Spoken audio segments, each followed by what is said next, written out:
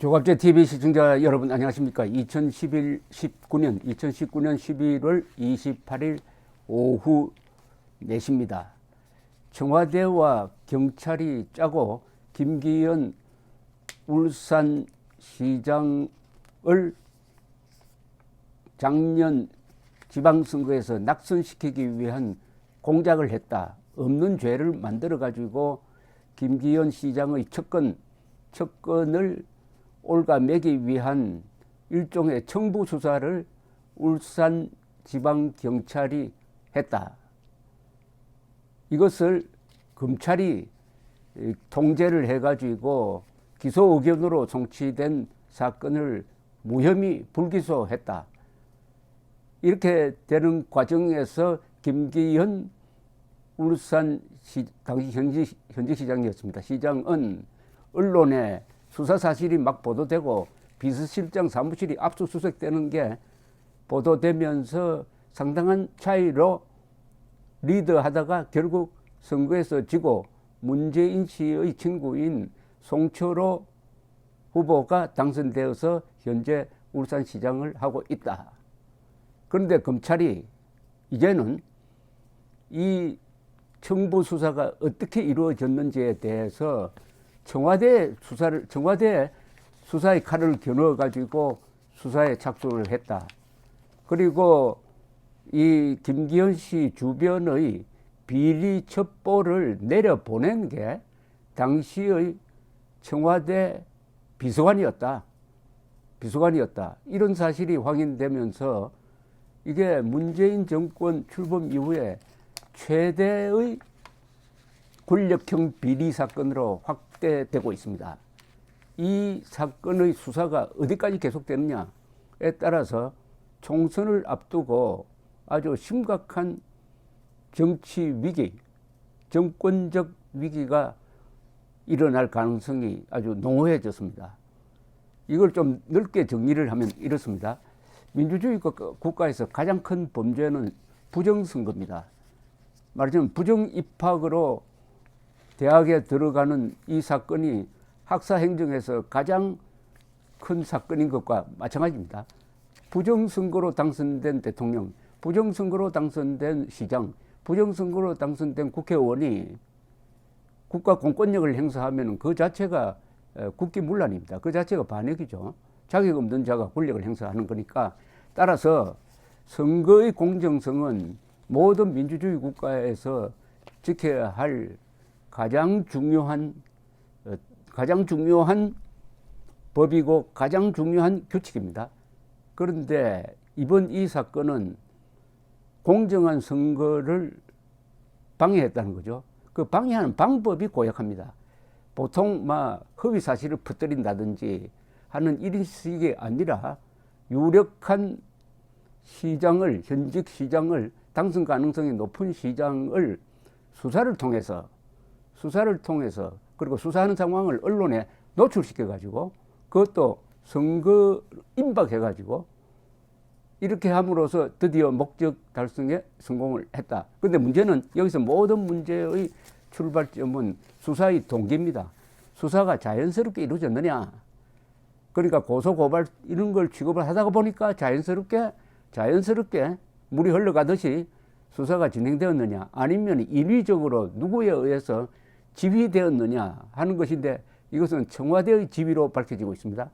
청와대에서 김기현 시장의 비리 관련 첩보, 그건 나중에 다 엉터리로 밝혀졌습니다만, 첩보를 내려보내고 울산경찰청은 그 첩보를 미리 좀 확인하고 검토하고 해가지고, 이거는 선거에 임박해서 수사할 사안이 아니다. 선거에 임박해서 수사하려면은 김기현 씨가 무슨 현행범죄를 저질렀다든지 했을 때 하는 것이고, 이것은 면밀히 검토를 해야 된다. 했으면 몰라도 내려오자마자 거기에 맞춰서 급거 수사에 착수를 했는데, 착수를 해보니까 죄될 것은 하나도 없고 무리에 무리를 거듭해가지고 압수수색 영장을 신청하면은 법원이 기각을 해버리고, 구속영장 신청을 하면은 검찰이 기각해버리고 해가지고 하나도 진전된 게 없습니다. 그런데도 계속 기소 의견으로 검찰에 송치를 했더니 검찰이 이것은 기소 의견일 수 없다. 불기소 의견으로 보내라 해도 안 된다 해가지고 구역구역 기소 의견으로 보냈는데 검찰이 거기에 대해서 또 조사를 해보니까 이것은 하나도 범죄가 될 게 없다 해서 아주 최강권 불기소 결정문을 적어가지고 경찰에 내려 보냈습니다. 이렇게 적나라하게 더구나 청와대와 일선 경찰이 짜고 야당을 탄압하려고 했다 하는 것이 이게 사실로서 확정이 되면은 이것은 정권 무너지는 케이스입니다. 한국 역사에서 선거 부정으로 정권이 무너진 게 바로 이승만 대통령이죠. 1960년 3.15 부정선거는 이승만 대통령을 당선시키기 위한 것이 아니고 그때는 이승만 대통령님이 단독 후보로서 당선이 확정됐습니다. 부통령을 이기붕을 무리하게 당선시키기 위해서 전국 규모의 부정선거를 하다가 마산에서 시위가 일어나고 이게 확대되어서 4.19로서 결국 이승만 대통령, 그 위대한 이승만 대통령도 결국은 하야하고 말았습니다. 그 뒤에도 부정선거가 잇따라 일어났지만은 이번처럼 이렇게 노골적인 부정선거는 제가 기자생활 근 50년 하면서도 처음입니다. 청와대와 경찰이 짰다. 여기에 다행히 두 가지가 있습니다. 하나는 검찰입니다. 울산지검이 제대로 통제를 했습니다. 울산지검. 그 다음에 언론입니다. 언론이 이 사실을 폭로를 했습니다. 그래서 검찰과 언론이 이 사건을 지금 추궁하기 시작을 했습니다. 어제 오늘 가장 큰 기사가 이 검경이 아닙니다. 이게 청경입니다. 청와대 경을 줄여가지고 청와대와 경찰 부정선거 의혹입니다. 청와대, 경찰, 검경 합동의 부정선거 공작 사건으로 비화하고 있습니다.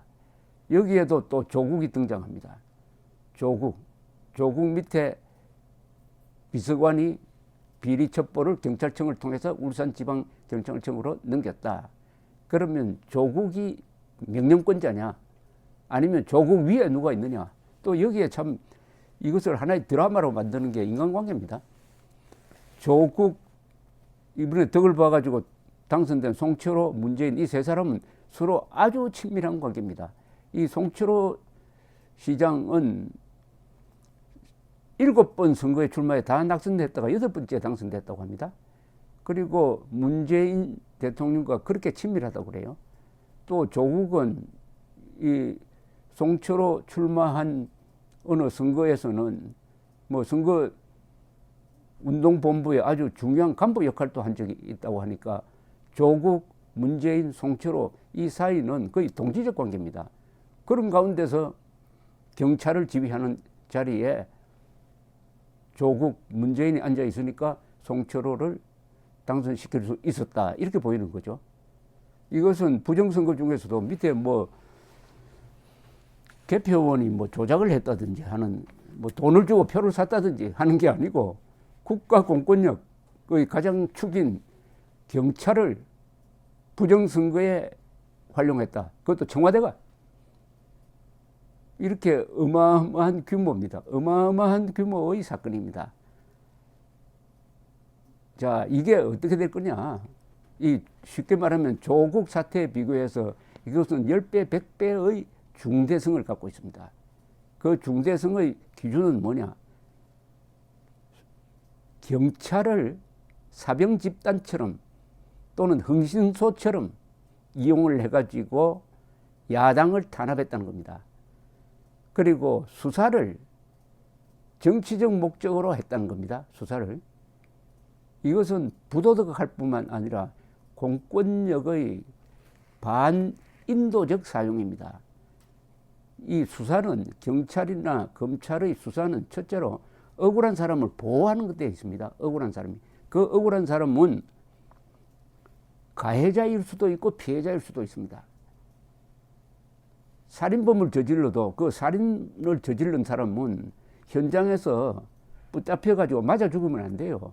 그 살인범을 보호를 해야 됩니다. 그래야 재판을 통해서 그에 응당하는 법을 집행하는 겁니다. 따라서 이 경찰, 검찰은 가해자의 인권도 보호하고 피해자의 인권도 보호하는 것입니다. 그런데 이번 청와대가 울산 지방경찰청을 부린 걸 보면은 마치 종을 부리듯이 합니다. 그리고 자기의 상대방을 내려앉히는데 수사 기술을 다양하게 활용을 합니다. 수사 기술을. 이렇게 되면은 한 개인이 당할 수가 없습니다. 당할 수가 없어요. 그런데 이 경우에는 누구냐 하면 그 개인이 힘이 없는 사람이 아닙니다. 김기현 현직 울산시장이에요. 제1야당 소속. 그런데도 이렇게 당했다 한다면은 이 속된 말로 힘없고 빽 없는 사람은 이 문재인 정권 밑에서 어떤 대우를 받겠습니까? 사람이 문제다고 하지만은 그 사람 속에는 뭐 조국, 문재인, 백원웅입니까? 뭐 이런 사람, 송철호 이런 사람은 사람의 범주 안에 들어가지만 그 안에 들지 못하면은 사람 취급을 못 받는다. 김기영 울산시장 같은 매우 강력한 권한을 가진 사람도 이렇게 당했다. 그러면 서민은 어떻게 되느냐?